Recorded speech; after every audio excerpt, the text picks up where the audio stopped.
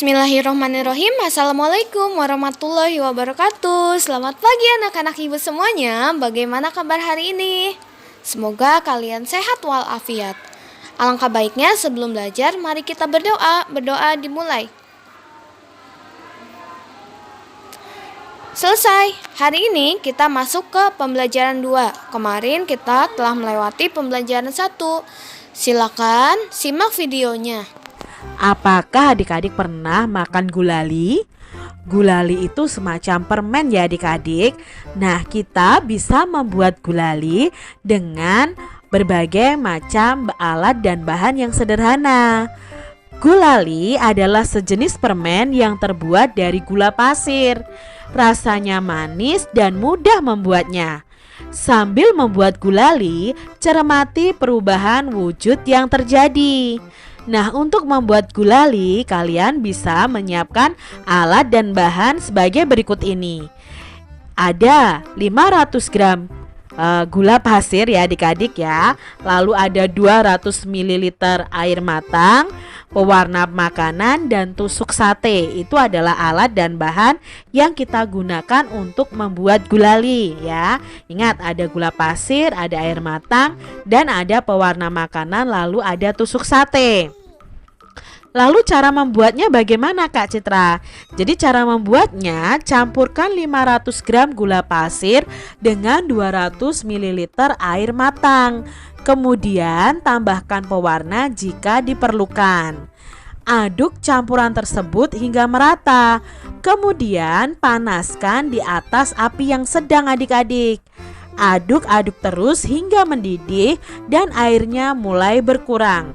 Setelah itu angkat dari api dan diamkan sampai adonan mengental.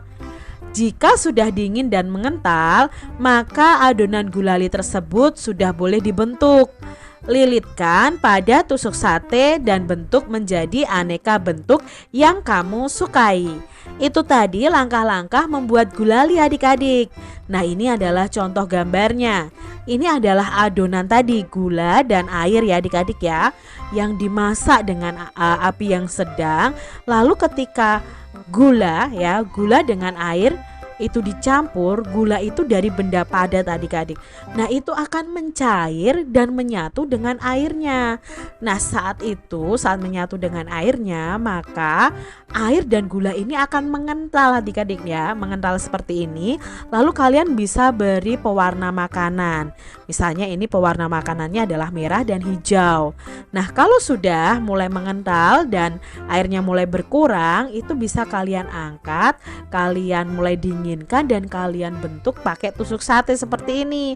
Jadilah permen gulali adik-adik. Coba ya, kalian bisa praktekkan bersama ibu kalian. Mengapa pada pembuatan gulali itu menggunakan air matang? Ya, karena air matang digunakan pada pembuatan gulali itu supaya lebih sehat. Kalau kita pakai air yang mentah ya adik-adik, bisa-bisa kita sakit perut.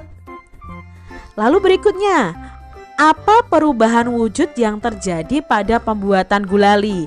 Nah, perubahan wujud yang terjadi pada pembuatan gulali adalah mencair dan membeku. Kok bisa Kak mencair dan membeku? Nah, mencairnya itu terjadi saat gula dicampur dengan air. Sementara membekunya itu terjadi pada saat adonan gulali mulai didiamkan adik-adik. Nanti akan membeku seperti permen. Mengapa air setelah mendidih jumlahnya berkurang adik-adik? Nah, tadi kan air yang dicampur dengan gula tadi ketika mendidih menjadi mengental dan berkurang airnya. Itu karena apa? Terjadi proses yang namanya penguapan saat air itu mendidih. Itu sudah kita pelajari pada subtema sebelumnya adik-adik. Apa tahapan pertama dalam membuat gulali? Nah, tahapan pertama dalam membuat gulali tadi apa? Mencampurkan 500 gram gula pasir dengan 200 ml air matang. Apa fungsi tusuk sate tadi dalam pembuatan gulali adik-adik? Nah, tusuk satenya itu Ini digunakan untuk melilitkan gulali dan untuk kita memegang gulalinya adik-adik ya. Jadi bisa kita pegang seperti lollipop ini ya gulalinya. Itu gunanya tusuk sate. Adik-adik sudah melakukan dan mencermati cara membuat gulali. Nah, sekarang kita akan belajar perubahan wujud yang terjadi selama proses pembuatan gulali. Kalian bisa menuliskan contohnya dalam bentuk tabel seperti ini adik-adik. Dalam membuat gulali itu terjadi 3 perubahan wujud. Yang pertama mencair, menguap, dan membeku. Nah, mencairnya itu pada peristiwa apa? Pada peristiwa gula dicampur air. Dari padatnya adalah gulanya ini adik-adik, lama-kelamaan akan mencair dan bersatu dengan airnya. Maka disebut prosesnya mencair. Lah, menguapnya waktu apa Kak Citra dalam membuat gulali ini? Nah, menguapnya itu saat air mendidih. Airnya akan semakin berkurang. Nah, di situ airnya menguap. Nah, peristiwa membeku itu terjadi saat adonan gulali mulai mengental dan mulai didiamkan, lama-kelamaan gulalinya akan mengeras. Nah, di situ terjadi perubahan wujud membeku. Begitu adik-adik peristiwa dan perubahan yang terjadi pada pembuatan gulali. Tugas kelompok akan berhasil jika menunjukkan sikap bersatu. Nah, sikap bersatu ini banyak contohnya adik-adik. Apakah kalian pernah menyelesaikan tugas dengan cara berkelompok? Pasti pernah ya. Nah, sikap bersatu adalah berkumpulnya individu menjadi satu tanpa memandang ras, suku, agama, warna kulit, dan keturunan untuk mencapai tujuan tertentu. Jadi sikap bersatu itu pasti memiliki tujuan tertentu adik-adik. Tujuan kalian bekerja kelompok adalah menyelesaikan tugas dari guru. Nah, itu sikap bersatu adik-adik. Contoh sikap bersatu yaitu saling menghargai pendapat dan peran yang beragam, saling menghormati hak dan kewajiban masing-masing, saling menghargai keragaman suku bangsa dan budaya, tidak merendahkan adat istiadat orang lain. Ini adalah contoh sikap bersatu. Jadi kita menghargai pendapat dan peran yang beragam ya. Walaupun orang berbeda pendapat dengan kita ya kita harus menghargai. Lalu kita menghormati hak dan kewajibannya, menghargai keragamannya dan tidak merendahkan adat istiadat orang lain. Menghormati segala bentuk tradisi lain yang tidak sama dengan tradisi kita. Itu adalah contoh sikap bersatu. Dalam keluarga penting untuk mempunyai sikap bersatu. Coba berilah tanda centang pada gambar berikut yang menunjukkan sikap bersatu dalam keluarga. Nah, mana nih adik-adik yang menunjukkan sikap bersatu dalam keluarga? Apakah gambar pertama ini termasuk sikap bersatu? Tidak ya adik-adik, kalau ini adalah kerja individu. Apakah gambar yang kedua ini termasuk sikap bersatu dalam keluarga? Ya, bermain bersama itu adalah contoh sikap bersatu dalam keluarga. Lalu di sini membantu ibu mencuci piring. Apakah ini sikap bersatu dalam keluarga? Iya adik-adik, ini sikap bersatu dalam keluarga. Lalu gambar berikutnya adik-adik. Apakah ini sikap bersatu dalam keluarga? Tidak ya adik-adik ya, karena ini melihat televisi sendiri. Kita lihat gambar berikutnya.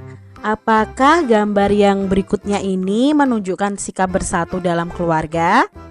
Tidak ya adik-adik ya, karena ini menjemur sendirian, bukan sikap bersatu dalam keluarga. Lalu gambar berikutnya. Nah, ini belajar dengan adik. Apakah menunjukkan sikap bersatu dalam keluarga? Ya, ini menunjukkan sikap bersatu dalam keluarga. Lalu gambar berikutnya, ibu sedang memasak tetapi Siti malah bermain. Apakah menunjukkan sikap bersatu dalam keluarga? Tentunya tidak adik-adik. Membantu ayah mencuci motor. Apakah ini sikap bersatu dalam keluarga? Ya, ini adalah contoh sikap bersatu dalam keluarga. Kamu telah memilih aktivitas yang menunjukkan saling membantu di rumah. Perhatikan cerita Edo di bawah ini. Nah, kita perhatikan ya adik-adik. Hai, namaku Edo. Aku bersekolah di SD Nusantara. Setiap pagi sebelum berangkat sekolah, aku merapikan tempat tidurku. Aku juga menolong ibu menjaga adikku ketika ibu memasak sarapan. Pada sore hari, aku membantu ibu menyiram bunga dan pohon di kebun. Pada malam hari, ayah dan ibu membantuku mengulang pelajaran di rumah. Di rumah kami saling tolong-menolong. Tolong-menolong membuat pekerjaan menjadi mudah dan ringan.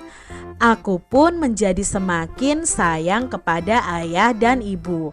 Nah, di sini Kak Cira salah ketik ya, harusnya ini sayang. Nah, adik-adik, apakah kalian pernah melakukan tolong-menolong di rumah kalian? Mungkin kalian menolong orang tua kalian atau menolong adik atau kakak kalian. Nah, dengan tolong-menolong itu membuat pekerjaan kita menjadi mudah dan ringan. Jadi adik-adik terapkan ya sikap tolong-menolong dimanapun kalian berada. Bagaimana dengan ceritamu? Coba adik-adik ceritakan pengalaman saling tolong-menolong dalam keluarga. Bisa kalian tulis di buku tulis kalian ya, cerita pengalaman kalian masing-masing. Persatuan akan membuat segala sesuatu itu menjadi mudah dan indah. Bersatu tidak hanya di rumah loh adik-adik, namun bersatu juga dapat dilakukan saat olahraga permainan. Contoh olahraga permainan adalah sepak bola. Nah, pasti ini anak-anak laki-laki suka sepak bola ya. Untuk bisa bermain bola, kalian harus dapat membawa bola dengan kaki kalian menuju gawang. Nah, kegiatan ini disebut dengan menggiring bola. Nah, ini contohnya ada anak yang sedang menggiring bola. Nah, sebelum kalian melakukan permainan sepak bola, kalian bisa bermain estafet bola. Cara bermain estafet bola yaitu bentuklah kelompok yang terdiri atas 4 orang siswa. Setelah diberi aba-aba mulai, nah ini ya, mulai anak pertama itu menggiring bola ke arah anak kedua. Nah, anak kedua setelah tadi ya anak pertama menggiring bola ke anak kedua, bolanya diberikan ke anak kedua, lalu anak kedua itu menggiring bolanya ke arah anak yang ketiga. Setelah anak ketiga sampai ya ke anak ketiga ini, anak ketiganya juga menggiring bola ke anak yang keempat. Nah, sampai batas akhirnya anak keempat ini harus menendang bola menuju gawang atau ke titik yang ditentukan. Kalian bisa berlomba dengan kelompok lain. Siapa yang paling cepat, itulah pemenangnya. Ini cara bermain estafet bola dengan menggiring bola. Menggiring bola dengan kaki bagian luarnya adik-adik. Jadi ada beberapa cara menggiring bola. Yang pertama menggiring bola dengan kaki bagian luar. Yang kedua menggiring bola dengan kaki bagian dalam. Ini adalah contoh gambarnya. Dan yang ketiga adalah menggiring bola menggunakan punggung kaki. Itu tadi 3 cara menggiring bola.